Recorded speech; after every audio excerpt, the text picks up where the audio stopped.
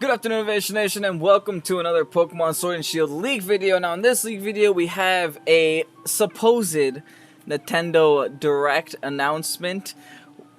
Now, I'm just going to start this off by saying that this seems a little bit early to be predicting a Direct to happen. Now, this person's predicting that the Direct will happen on August 2nd, which immediately already sends me out for a little bit of a sketch, because if we're going to believe the, leak that, 8/31 will be the next Direct, because that's the number that was on the back of the jersey, then that's already seeming a little bit iffy. But it's always possible that maybe GameFreak and maybe Pokemon wanted to get a Direct out earlier, just so that, they can try to clear some of the air with all this negative attention that the game is receiving. That's always possible. So I'm not going to completely dismiss this on that. There are some pretty cool information on this. Most of this is very speculative. This is not the most credible thing that I've ever seen, but a lot of it does seem interesting, especially some of the new Pokemon that they do talk about. And there's this Pokemon Home section that I want to talk about, which I think Pokemon Home in and of itself needs a lot more clarification. So if this is anything to clarify on it, maybe even giving us ideas on what we know about it versus what we think we're gonna get and what we want to get, then I'm down to speculate about it. But with that said, remember that none of this is ever confirmed until GameFreak confirms it themselves. Maybe they'll confirm it here on August 2nd, when it says the new Direct is supposed to be. But let's go ahead and get started with this. If you guys enjoy, like and comment down below. Want to see more leaks on the channel, let me know with a like. Now, the next Direct is August 2nd, like we've been saying for a while, with the announcement on July 22nd. Hey, 2 days after my birthday. It's time. Its runtime, again, is roughly 15 minutes, and about 12 minutes is actual gameplay. It's mixed with commentary and other clips, much like the previous Direct, but this time with much more gameplay. Masuda has an announcement at the end, which we'll get to. Okay. Interesting. So far, so good. I mean, this makes sense, because they have to show a lot of gameplay, because gameplay is what people are complaining about. That's lacking. They're complaining about national decks. They're complaining about textures and the tree. So obviously, you're going to need to show a lot of gameplay, a lot of things that are going to make people change their mind on the situation. 4 new Pokemon are shown, Squavit and Greedent, the Chipmunk Pokemon. Now, that, as you can see here in this picture, this is what he's talking about. The Pokemon on the t-shirt, it looks like it's shitting out Doritos, but the Pokemon on the t-shirt, I'm assuming that's Greedent, just because Greedent has the word greed in it. So he's running away with Doritos, so it seems very greedy. And Squavit's probably the pre-evo, in my opinion. I'll show him first. So that's probably what this. I mean, this makes sense, because why else would you have this on a shirt? You wouldn't just show a random Pokemon. That's too fat to be a Pachirisu, even though the tail is actually quite similar, in my opinion. But yeah, way too fat to be a Pachirisu. It's probably a new Pokemon. Drednaw, and okay. Drednaw. Now, that name.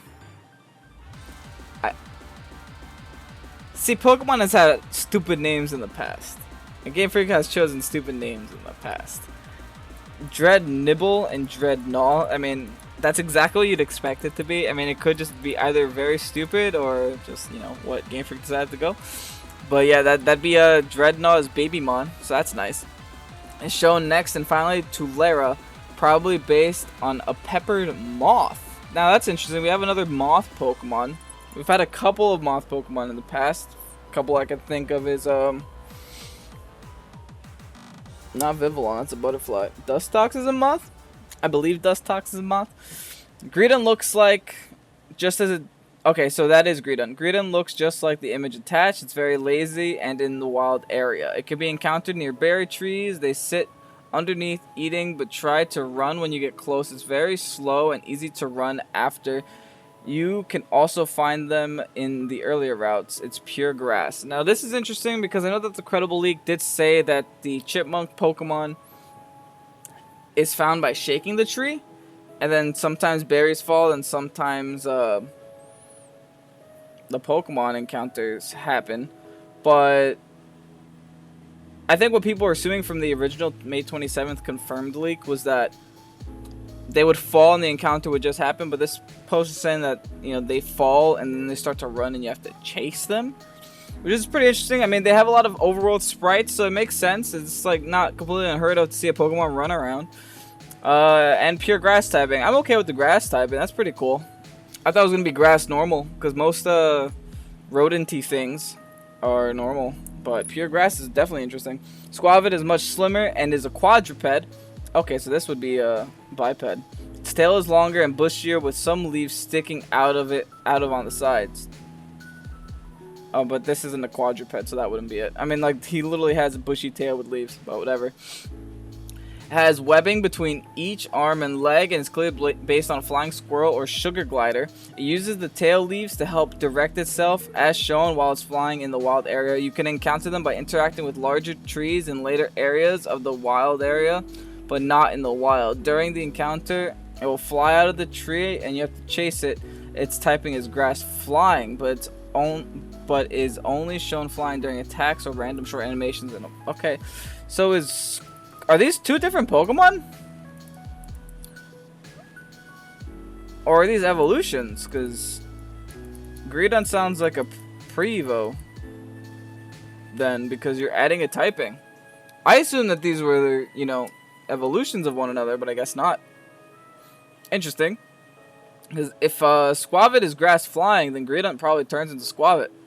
I mean, I guess that makes sense because it loses some weight and gets a fatter tail, so I guess that makes a little bit of sense. Let's continue on. Drednaw looks a lot like Drednaw, but is generally much smaller. I mean, that makes sense, I guess. Its shell seems to be roughly the same size as Drednaw's, maybe a little smaller. Okay, that's the same thing again. But the body is considerably smaller. Okay, he said smaller 3 times in the same damn sentence. For the most part, only the head crest sticks out past the shell, but its head isn't really retracted inside as a normal turtle would. Its tail is much longer than Drednaw's, but still has the same 2 spikes at the end. Its typing is still water rock. Okay, so it's just your basic Prevo. Nothing too exciting about that. I don't know why they would release Drednaw before they released the Prevo, though. That seems kind of iffy to me. Usually you want to release the unfinished Pokemon and then release the finished Pokemon, not the other way around. But that's just my opinion. Teleria is a simple Bugmon. Oh, just bug. Oh, that's kind of boring. Not much can be said about it, other than it has a pattern that is randomly generated like Spin does. Oh, that's cool. Because we haven't seen a Pokemon like that in a while. I mean, the closest thing we had was the Eeveelutions patterns, which had so many different patterns. And I love Eeveelutions as a Pokemon just because it's aesthetically pleasing. It wasn't that great, but it's just nice to look at. And it's nice to collect them all, too. So I always thought that was a cool gimmick. But it's cool that there's something randomly generated, because you're essentially going to have a completely unique Pokemon compared to like anyone else. Assuming this is good, but usually Pokemon with gimmicks like this, and Pokemon with like appearances like this, they're usually not also, you know, competitively viable. It's like Spinda, like Eeveelutions. I mean, I guess Eeveelutions has its tier, right? Eeveelutions has its niche, but like Spinda, I mean, it has its tier too, but it's just a lot lower. Okay, with it being majority black or white with opposites. What do you mean black or white? Probably black and white with opposite specs. Its typing is bug poison. Oh, that's good. And seems to be a mid-stage Evo. That's interesting to release a mid-stage Evo at a direct too. But I'm pretty sure it's happened before in the past also. Oh, they released Doublade before they released Aegislash and Honedge, right? Yeah, I guess they did release mid-stage Evo. They released Doublade before the other two. If I'm recalling correctly, I'm pretty sure they did. But let me know if I'm wrong down below in the comment section. Post-game info is also given. Interesting. Crown Point is the area at the very top of the map. I guess that makes sense because it's a crown. Looks like a crown. And seems to be only post-game. It has a Battle Frontier style area with at least a dozen different battle buildings.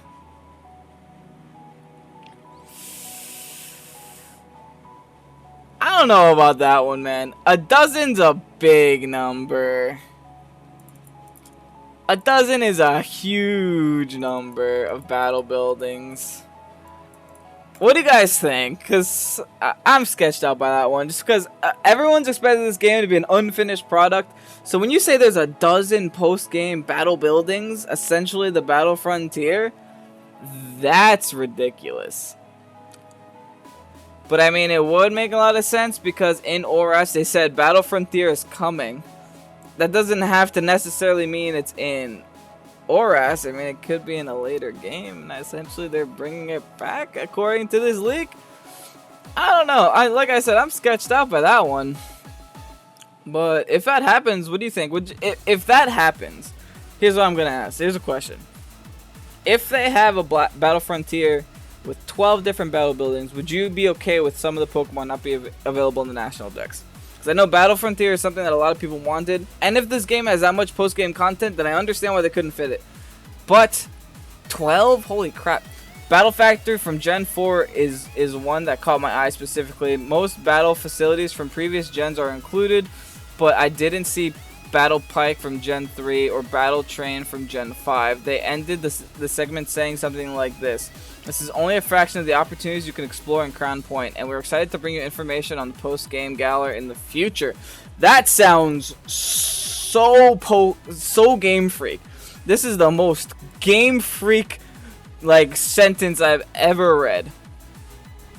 Like this literally gave me deja vu reading that, and that's kind of scary because I don't believe this part of this leak, but this last sentence sounds the most credible. Like that's literally something I feel like I can hear Masuda's voice, or the dub person's voice saying that line. Whatever. Okay. At the very end, before Masuda makes his announcement, the silhouettes of mid-stage starter evils are shown. Ooh, good. I really can't describe them other than the fact that they just got a little bigger. I mean, it's essentially what mid-stage starter evils are. This is what they usually do. They usually reveal the mid-stage starter evils and then the final stage starter evils on the last month before release. So I understand. Makes sense. Sobble is still a quadruped. Scorbunny is, of fucking course, a biped. Okay. Nothing out of the ordinary here. Now, one last major point. There were two major points of Masuda's announcement. First, he goes into more depth about Dexgate National Dex drama. Basically, just the same reasoning he previously gave, but he announces that you'll be able to interact with Pokemon from outside of the Galar Dex. Okay, I'm calling bullshit on this one, because there's no way that they're just gonna make it available now, right? They already said that they're not gonna do anything about it. But he said that you will be able to interact with Pokemon outside the Galar Dex. Oh, in Pokemon Home. Okay, that makes sense. When Pokemon Home is released, you'll be able to bring one untransferable Pokemon at a time to Galar, and they will be able to follow you around in Crown Point. This doesn't happen anywhere else in the game, just in the post-game city. This only applies to Pokemon temporarily sent from home and not that you've caught in Galar. The Pokemon is automatically sent back to home after 48 hours.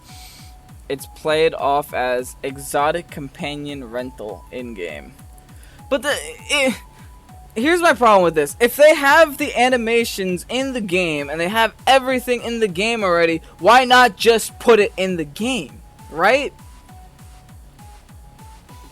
Unless it's not like a Game Freak is lazy thing, it's more of a, oh, Game Freak's trying to improve the meta, or Game Freak's trying to balance the game.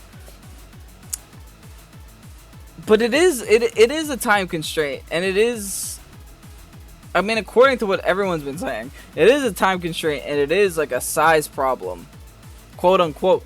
Like, so if they're able to bring it in the game and they have the animations for it programmed in the game, then what's the problem? Unless the one thing that I can think of that can make this different is every time you use Pokemon Go, that Pokemon gets patched into the game for a certain amount of time.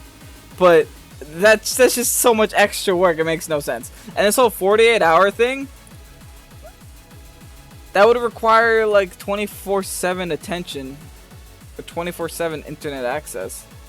Oh, not necessarily. It could just take the timestamp of your, I mean, yeah, that's true. It could just take the timestamp of your Nintendo Switch, and then whenever that timestamp gets to that time again, it retracts it. Because you have to remember, Pokemon Go and Pokemon Home is going to be available on mobile devices, which always has a time stamp. Even the Switch, but Switch can be manipulated by changing the time. I don't know. This is pretty iffy. This seems like too good to be true, essentially. I mean, it's not even that good, but it seems like it's just out of the realm of possibility for Game Freak at this current moment in time. Let's keep reading though. Might as well.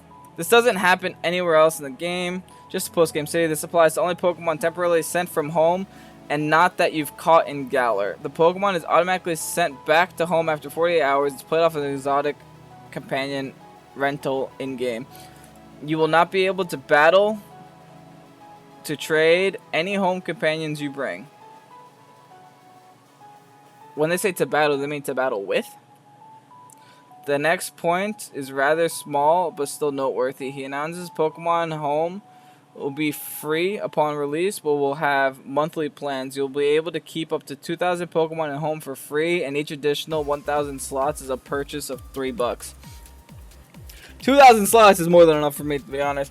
And I guess if it's available for free on release, it's not too bad, but you still have to pay the monthly plan. And how much is that going to be? Probably like another $3, I'm assuming, since 3 seems to be their magic number here. I mean, $3 a month ain't too bad, but I don't got that many Pokemon I need, to be entirely honest. I don't know.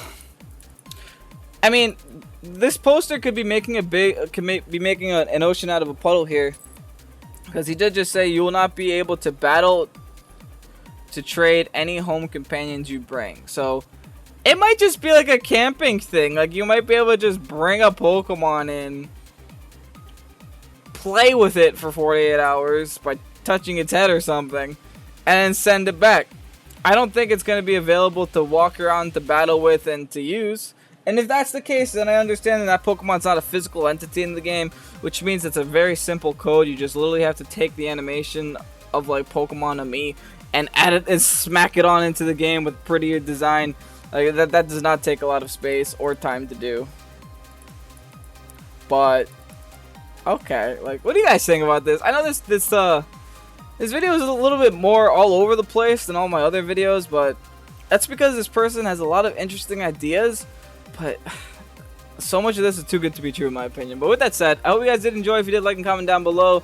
If you guys want more leak videos, got a bunch of leak videos down below in the description. But remember, none of them are confirmed until GameFreak has confirmed them themselves. With that said, I'm Ovation. Hope you did enjoy. Peace out.